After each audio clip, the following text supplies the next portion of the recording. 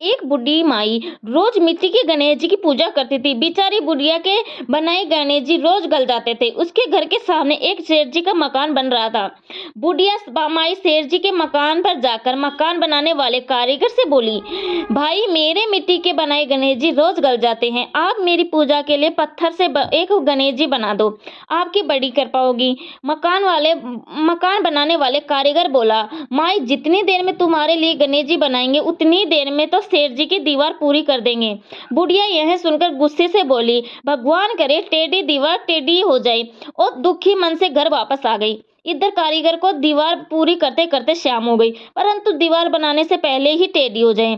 शाम को सेठ जी आए और पूछा कि आज कुछ काम नहीं किया। तब मकान बनाने वाले कारीगर ने बुढ़िया वाली बात बताई। तब सेठ जी बुढ़िया माई से जाकर बोले, माई तुम हमारी दीवार सीधी कर दो तो हम तुम्हें सोने की गणेश जी बनवा देंगे। गणेश जी ने यह सुनते ही सेठ जी की दीवार सीधी कर दी। सेठ जी की बुढ़िया माई जो पूजा के लिए सोने की गणेश जी की बनवा दिए, और गणेश जी को पाकर बुढ़िया माई बहुत प्रसन्न हुई। हे विनायक जी महाराज, जैसे सेठ जी की दीवार सीधी करी वैसे ही हमारे सब सिद्ध करना, और कहता ने सुनता ने हुकारा बरता ने सारे परिवार की रक्षा करना। वैशाख माह में रोजाना सुनी जाने वाली एक बहुत ही सुंदर कथा। एक गांव में पति पत्नी रहते थे। वह लकड़ियां बेचकर अपना पेट भरते थे। पति जब भी लकड़ी काट कर लाता तो पत्नी उसमें से एक लकड़ी निकाल कर रख लेती। वैशाख का महीना आया, सब लोग वैशाख स्नान करने लगे तो पत्नी ने भी वैशाख स्नान किया। वह रोजाना वैशाख नहाती, आंवला भी बल सींचती, कहानी सुनते ही पूजा करती। ऐसा करते करते एक महीना बीत गया। पति ने सोचा वैशाख स्नान तो कर लिया, लेकिन उद्यापन कैसे करूं, ब्राह्मण भोग कैसे कराऊं। तब उसने पति के लकड़ियों के घट्टे से रोजाना निकाली हुई एक एक लकड़ी का घट्टा बनाया और उसने भगवान का नाम लेकर नगर में बेचने निकली। वैशाख भगवान का नाम लेते ही सारी लकड़ियां चंदन की हो गई। सारा वातावरण महक गया। नगर में वह जहां से भी निकलती वह तो खुशबू फैल जाती। जब वह राजमहल से गुजर रही थी तो राजा को चंदन की खुशबू आई। राजा ने पूछवाया कि चंदन की खुशबू कहाँ से आ रही है। तो सैनिकों ने आकर बताया कि एक औरत चंदन की लकड़ियां बेच रही है।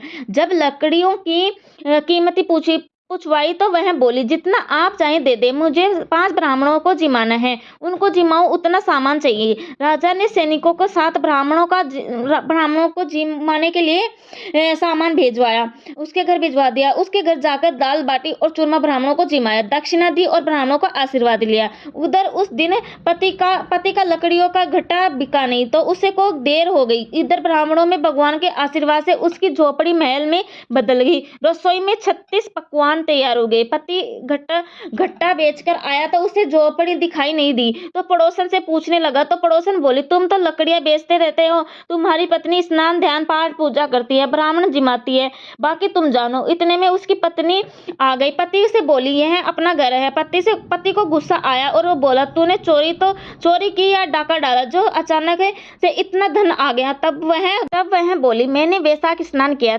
बड़ भी बल सिंचा, उसका फल भगवान ने मुझे दिया। ब्राह्मण जमाने के लिए रोज आपकी लकड़ियों के घट्टे में से एक लकड़ी निकाली थी। वह लकड़ियां भगवान की कृपा से चंदन की हो गई। बेचने गई तो राजा ने घट्टा मांगा और मैंने राजा से सूखा सामान मांगा जिसे ब्राह्मण जिमाए और दक्षिणा दी। ब्राह्मणों ने आशीर्वाद दिया, उसका फल भगवान ने हमें दिया। तब पति को तसल्ली आई। दोनों पति पत्नी के साथ भोजन किया और महलों में वास किया।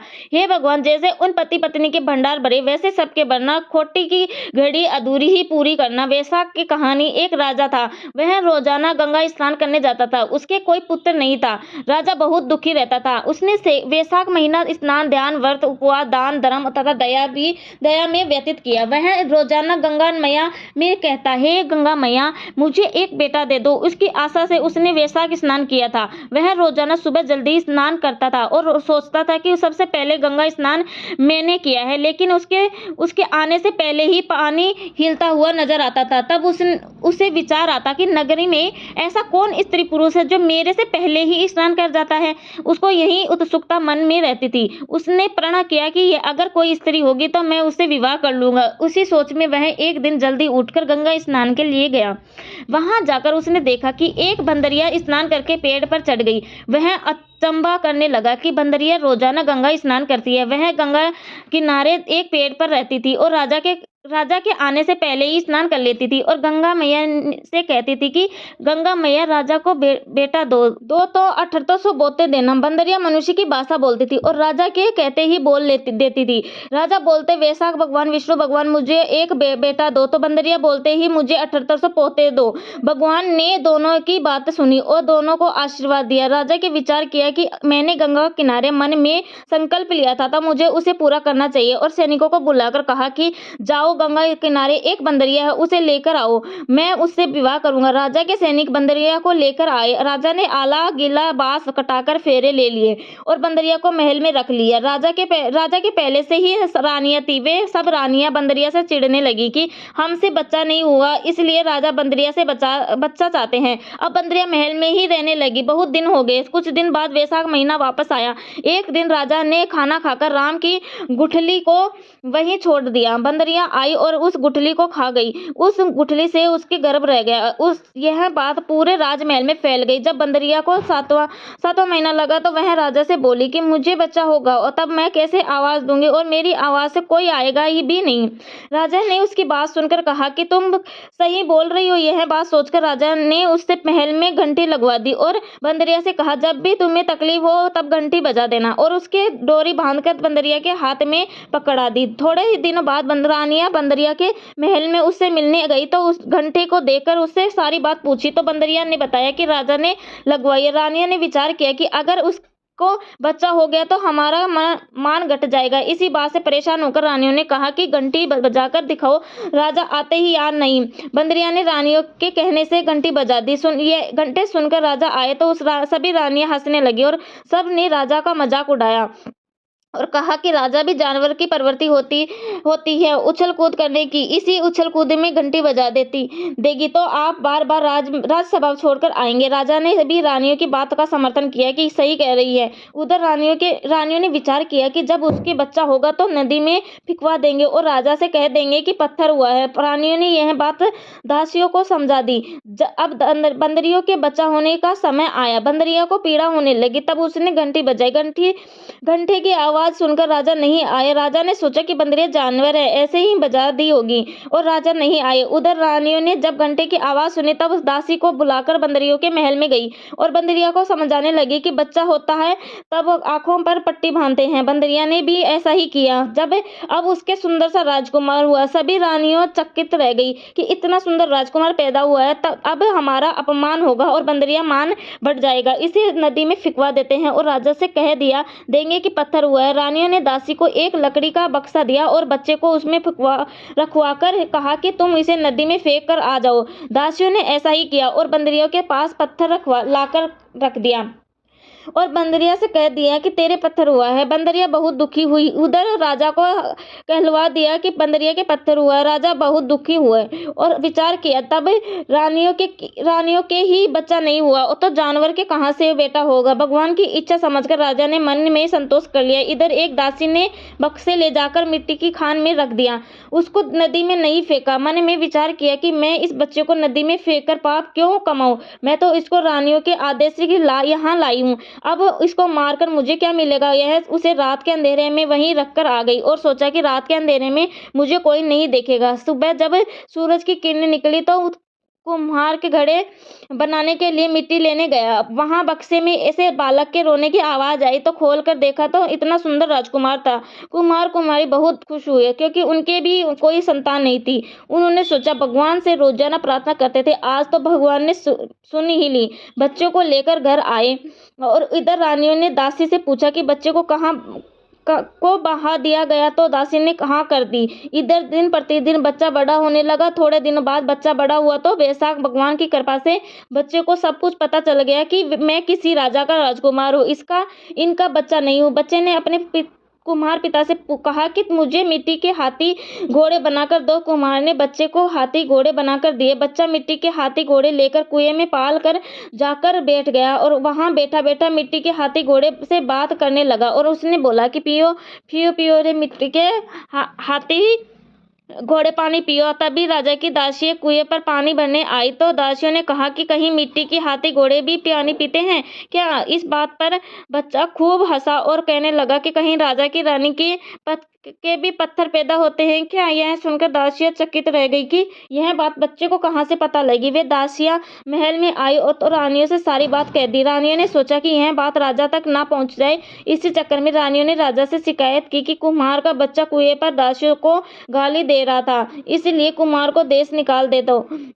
रानियों के कहने पर राजा ने हुक्म किया कि कुम्हार को दूसरे गांव भेज दो। नौकर कुम्हार के पास गए और उसे गांव छोड़ने का आदेश दे दिया। कुम्हार बहुत गिड़गिड़ाया कि मेरा यहाँ पर अच्छा व्यवहार चलता है, अगर मेरा व्यवहार बंद हो गया तो व्यापार बंद हो गया तो गुजारा कैसे चलेगा। लेकिन राजा के हुक्म के आगे किसी की नहीं चली। वह गांव छोड़कर जंगल में चला गया। थोड़े दिनों बाद लड़का और बड़ा हो गया। अब तो सब जंगल में झोपड़े बांधकर रहने लगे। आसपास बहुत सारे पेड़ पौधे लगा लिए।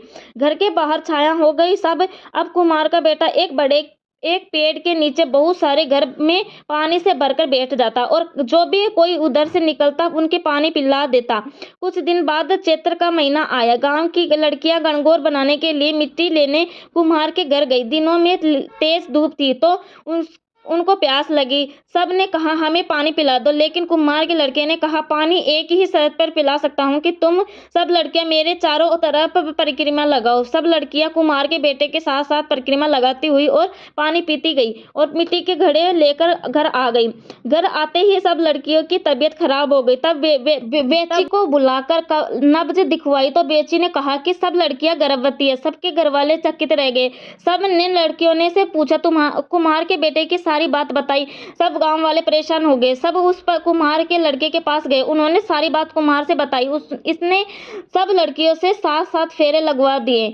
अब हम सब लड़कियों की शादी तुम्हारे बेटे से करेंगे। कुम्हार ने कहा कि मेरे पास तो रहने को घर नहीं है, मैं इतनी सारी बहुओं को कैसे रखूंगा। सब लोग वापस राजा जी के पास गए और राजा जी से शिकायत करी। कुम्हार के बेटे ने भी सभी लड़कियों से फेरे लिए और अब कुम्हार के पास बहुएं रखने के घर नहीं है। अब हमारी बेटियों की शादी कौन करेगा। ऐसे हाल में हम बेटियों को कहाँ भेजेंगे।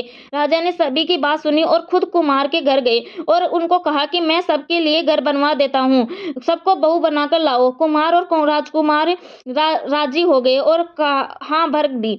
अब राजा ने जंगल में शहर बसा दिया, बहुत सारे घर बना दिए और बसने अपनी बेटियों का विवाह धूमधाम से किया। थोड़े समय बाद कुम्हार की सभी बहुओं को बेटे हुए। सब कुमार बहुत खुश हुआ कि कहाँ तो मेरे बेटे की बेटा ही नहीं था और कहाँ भगवान की कृपा से इतने सारे पोते हो गए। सब अब राजकुमार कहने लगा पिताजी आप दादा बन गए, इस खुशी में जग हेड़ा लाएंगे। कुम्हार ने बात मान ली और पूरे गांव को न्योता दिया। राजा ने रानियां नौकर जाकर सबको बुलाया और अपनी माँ बंदरिया को भी बुलाया। राजकुमार ने बंदरिया के लिए रथ भेजा, गहने वस्त्र भेजे कि बंदरिया यह सब पहनकर रथ में बैठकर गाजे बाजे से आए और उसका सिंहासन भी सबसे ऊंचा लगवाया।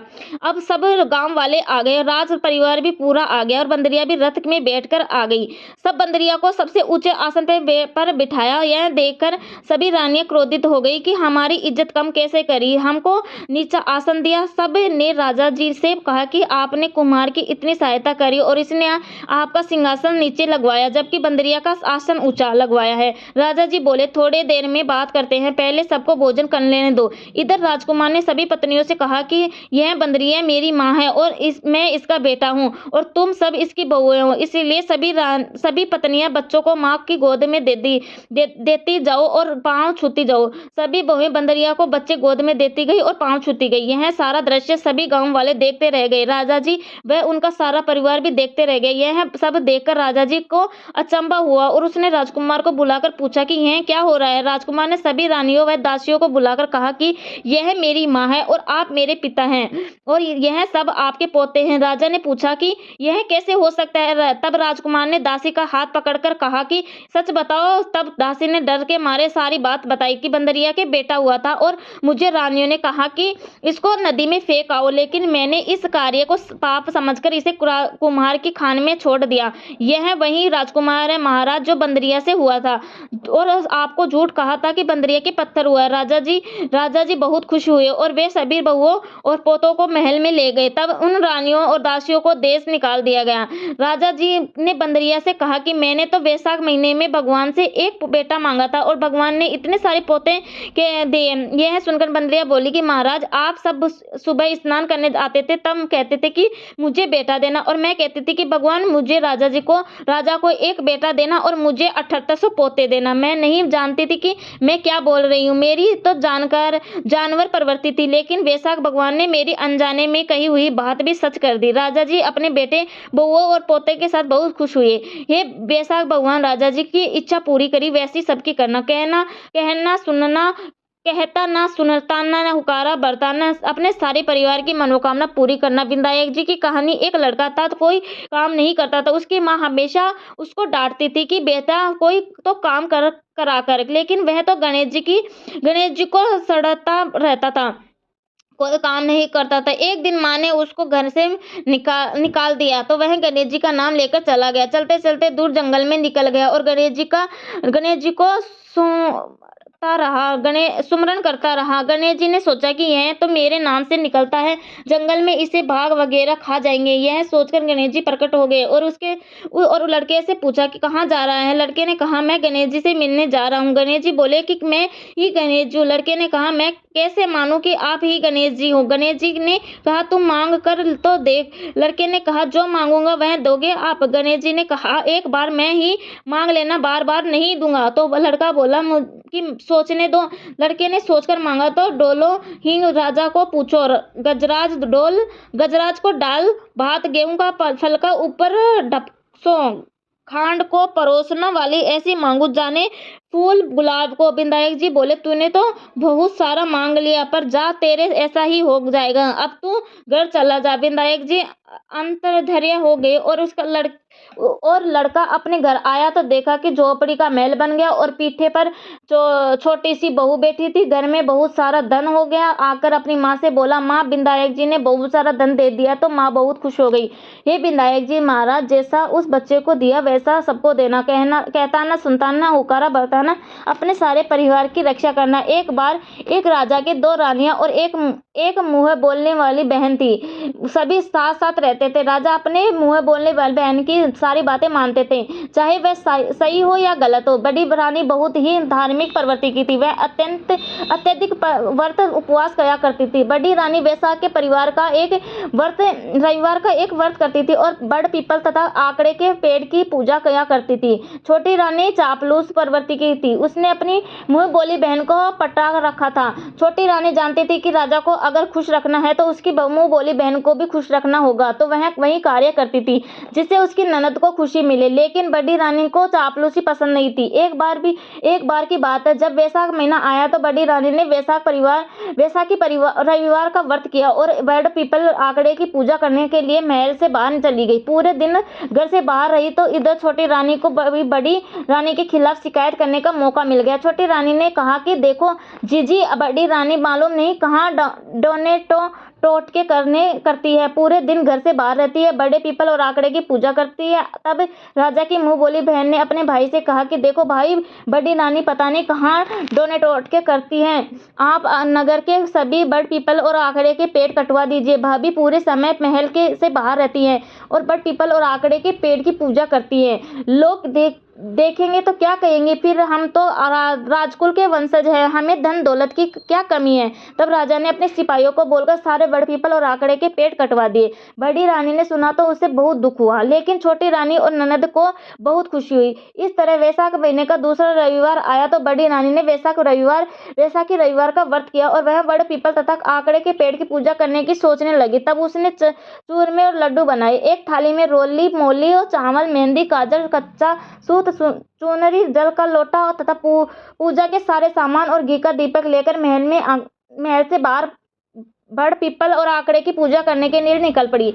पूरे नगर में उसे कहीं भी बड़ पीपल आंकड़े पेड़ दिखाई नहीं देता। वह भटकते भटकते घन जंगल में पहुंच गई। इधर उधर भटकने के बाद उसे बहुत देर बाद एक छोटा सा आंकड़े का पौधा दिखाई दिया जो पत्थरों में दबा हुआ था। शायद राजा के सिपाहियों की नजर उस पर नहीं हो गई, इसीलिए वह बच गया।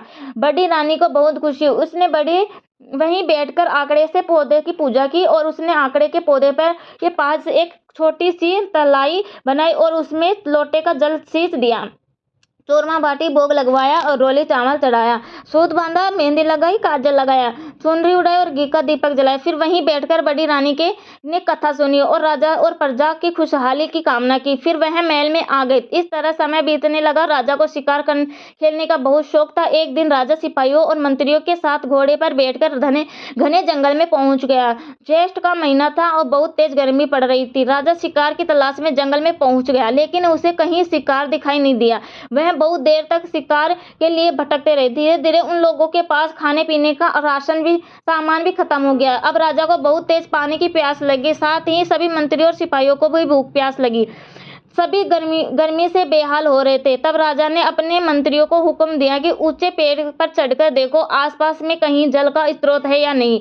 कोई तालाब, कुआं, बावड़ी मिल जाए तो पानी पीकर प्यास बुझाएं। तब मंत्री ने पेड़ पर चढ़कर देखा तो उसे कुछ दूरी पर एक पक्षी उड़ते हुए दिखाई दिए। तो उसने कहा, महाराज, यहाँ से कुछ दूरी पक्षी उड़ रहे हैं, शायद वहां में हमें कुछ मिल सकता है, हमें वहीं चलना चाहिए। तब राजा अपने सिपाहियों और मंत्रियों के साथ उस स्थान पर पहुंचा। वहां उन्होंने देखा कि बहुत बड़ी तलाई थी, उसमें पानी भरा हुआ था और एक आकड़े का पेड़ था। रानी ने वहां छोटी सी तलाई बनाकर पानी सींचा था। तभी तलाई आज बहुत बड़े तालाब में बदल चुकी थी। राजा ने सबके साथ पानी पिया और प्यास बुझाई और घोड़ों को भी पानी पिलाया। तभी राजा ने देखा कि आकड़े के पत्ते पर चूरमा बाटी रखे हैं। ऐसा देखकर राजा और सभी सिपाही बहुत खुश हुए। फिर राजा ने चूरमा बाटी खुद भी खाया और अपने सभी साथियों को भी खिलाया, घोड़े को भी खिलाया और सबने भरपेट चूरमा बाटी खा लिया। लेकिन फिर भी चूरमा बाटी खत्म नहीं हुआ। राजा के साथ सभी मंत्रियों और सिपाहियों को भी बहुत आश्चर्य हुआ। थोड़ी देर आराम करने के बाद संध्या के समय राजा महल में आ गए। राजा ने महल में आते ही अपनी दोनों रानियों से पूछा कि तुम दोनों में से किसने मेरी और प्रजा की सलामती के लिए व्रत किया था और आकड़े के पेड़ की पूजा करी थी। तो छोटी रानी ने मना कर दिया, लेकिन बड़ी रानी बोली कि महाराज, मैं हर साल वैशाख परिवार का व्रत करती हूँ और बड़ पीपल और आकड़े की पूजा करती हूँ, लेकिन इस बार आपने ननद और छोटी रानी के कहने से आकर सारे पेड़ कटवा दिए। तब मुझे घने जंगल में एक छोटा सा आकड़े का पेड़ दिखाई दिया, तो मैंने वहीं बैठकर पूजा की और सुहा की सलामती और प्रजा की खुशहाली के लिए दुआ मांगी थी। तब राजा ने अपनी गलती मानते हुए अपनी बहन को और उसके ससुराल भिजवा दिया और छोटी रानी से कहा, तुम्हें भी बड़ी रानी से कुछ सीखना चाहिए। उस दिन छोटी रानी भी अपनी गलतियों से समझ रही थी और उसे भी अकल आ गई थी कि तब राजा ने पूरी नगरी में ढिंडोरा पिटवा दिया कि वैशाख के रविवार का व्रत करें और बड़ पीपल और आकड़े की पेड़ की पूजा करें। हे वैशाख देवता, जैसे बड़ी रानी और टूटे वैसे सब पर टूटना, कहता न सुनता, न हुक्कारा भरता, न सबकी मनोकामना पूरी करना। तो